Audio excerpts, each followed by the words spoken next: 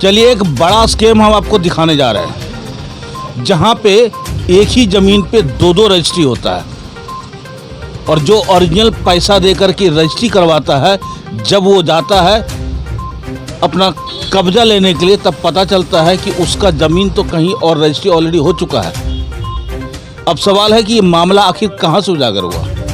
अभी हमारे पास दो जन हैं जिनका ये कांड किसी ने कर दिया है, उसका भी मैं आपको खुलासा करने जा रहा हूँ। अब सवाल है कि आखिर ये स्कैम है या कहीं झोल है या सबकी मिली भगत है, नीचे से लेके ऊपर तक। शायद एक है डिफेंस में, जो बेचारे कभी कभी छुट्टी में आते हैं, सीधे साधे लोग होते हैं, इनके पास समय का अभाव होता है क्योंकि इन्हें छुट्टी ही कम मिलती है।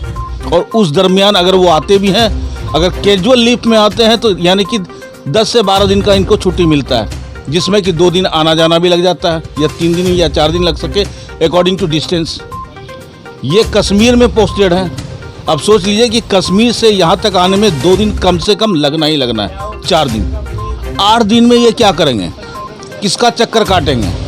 थाना बोलता है उधर जाइए, रजिस्ट्रार बोलता है मैंने कर दिया। जो ज़मीन रजिस्ट्री किया है, दुर्भाग्य नहीं संजोगवश वो लोको पायलट है रेलवे में। आखिर ये स्कीम क्यों हुआ, क्या कारण है, सबसे पहले जानकारी लेते हैं कि इन लोगों के साथ क्या क्या हुआ, एक एक करके। क्या नाम है बंधु आपका? हमारा नाम अरुण कुमार गुप्ता है जी। जी। मैं क्या करते हैं आप? मैं डिफेंस में एम्प्लॉय हूँ और मैं भी लैंडमार्क में एक प्लॉट लिया था 1500 स्क्वायर फीट लैंडमार्क सोसाइटी में जी। तो अभी मैंने 2022 में रजिस्ट्री कराया था। उसके बाद आजकल वो करते रह रहे हैं और हमें गुमराह किया जा रहा है। अब मुझे महसूस हो रहा है कि वो धोखा दिया जा रहा है। साथ ही साथ मुझे लगता है इसमें बहुत बड़ा गिरोह है इसमें, जिसमें ये जो लैंडमार्क जो सोसाइटी है, इसमें जो रजिस्ट्री हुआ था जी, किसने किया था? रजिस्ट्री मानिक चंद मंडल, जो कि पेशे से रेलवे ड्राइवर है और कर्माटार में इनका घर है जी। तो उनसे आपका परिचय कब हुआ? उनसे परिचय में 2022 में हुई थी। एक्चुअली मैं भी, हमारा घर भी इसी साइड में है, तो हमारे फादर के साथ में उनका मतलब रिलेशन था पहले। इस वजह से हमने ज़्यादा उस पर विश्वास कर लिया और विश्वास करके हमने ले लिया, बोले कि एक आप घर के आदमी है तो ऐसा नहीं करेंगे। लेकिन ऐसा मतलब विश्वास करने के बाद भी हमारे साथ क्या धोखा हो गया। अच्छा, कितना ज़मीन था आपका? 1500 स्क्वायर फीट मैंने लिया था 1500 स्क्वायर जी।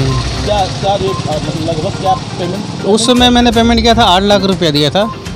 8 लाख रुपये पेमेंट किया था, प्लस रजिस्ट्री लगा के 9 लाख रुपये उसमें खर्चे हो गए थे। 8 लाख रुपया कैश? नहीं, अकाउंट ट्रांसफर थे, चेक और ऑनलाइन। चेक और ऑनलाइन? हाँ, और बाकी सारा डॉक्यूमेंट्स है आपके? हाँ, डॉक्यूमेंट्स है। बाकी रजिस्ट्री में जो एडिशनल जो खर्चे वो उसके नहीं है 1 लाख के, वो तो रजिस्ट्री के सिस्टम पे जी जी। अच्छा, अभी आप कह रहे हैं कि वो दोबारा किसी और का नाम से रजिस्ट्री हो चुका, ये कब पता चला?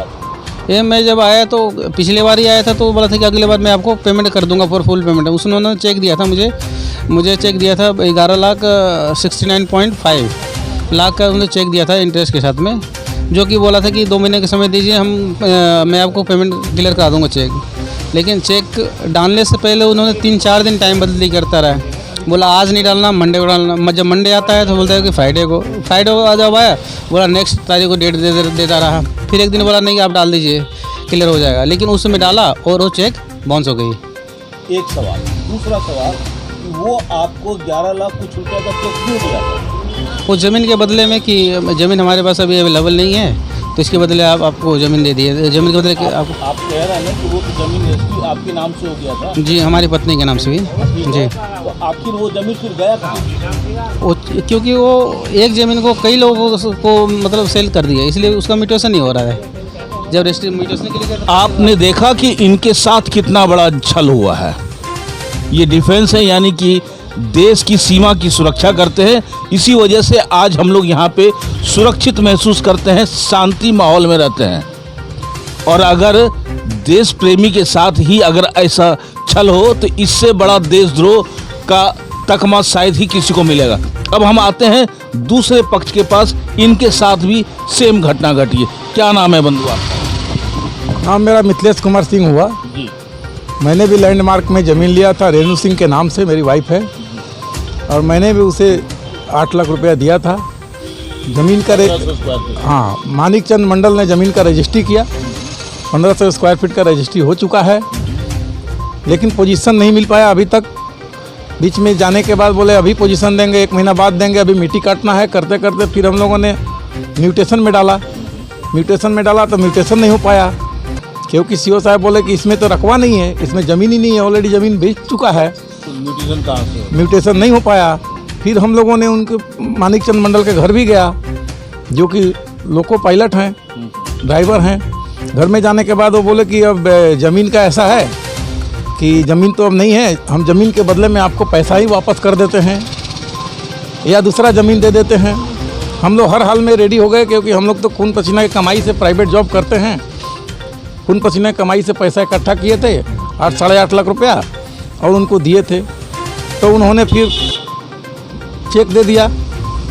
संजीत कुमार तिवारी जो है वो लैंडमार्क का प्रोप्राइटर है, और इसमें जगदीश रवानी के नाम से भी मेरा अकाउंट से ट्रांसफ़र हुआ है। उनके बेटे जगदीश रवानी के जो बेटे हैं करमू रवानी, उनसे हमारे करीब 5 लाख रुपए हमारे अकाउंट से ट्रांसफ़र हुए हैं।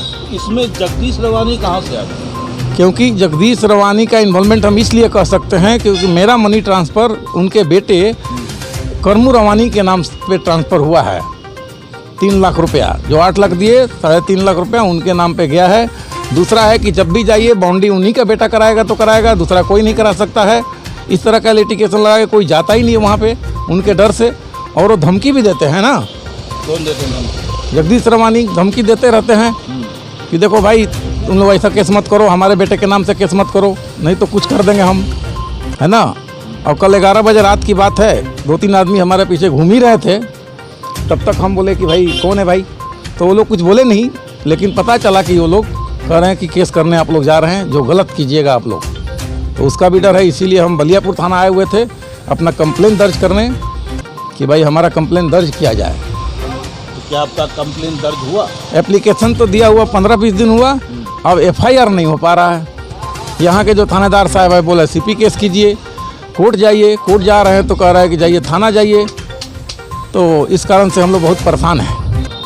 थाना में किसके नाम से केस करना चाहते हैं FIR?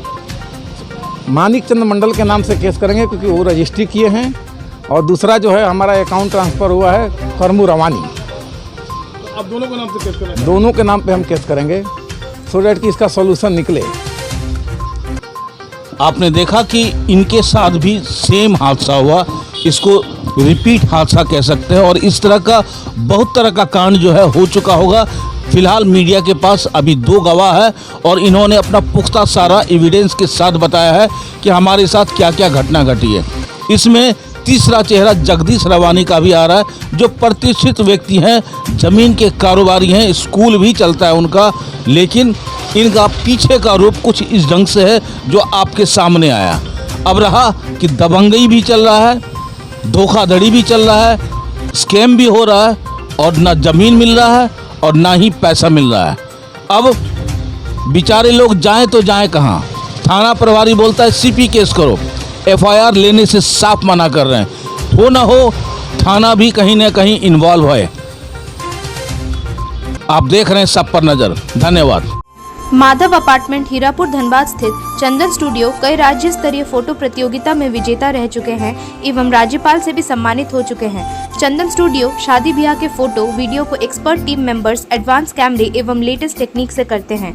हमारे यहाँ video editing, photo retouching, black and white photo से कलर फोटो, नेगेटिव से पॉजिटिव फोटो, पुराने कैसेट CD से पेन ड्राइव में कन्वर्ट, धुंधला फोटो को नया फोटो तैयार करना, ना खराब होने वाला बेहतरीन तरीके का हर साइज में फोटो लैमिनेशन के अलावा सब्लिमेशन प्रोडक्ट जैसे coffee mug, water bottle, T-shirt, cushion, घूमने वाले फोटो फ्रेम, एल्बम व अन्य आइटम भी हमारे यहाँ उपलब्ध है।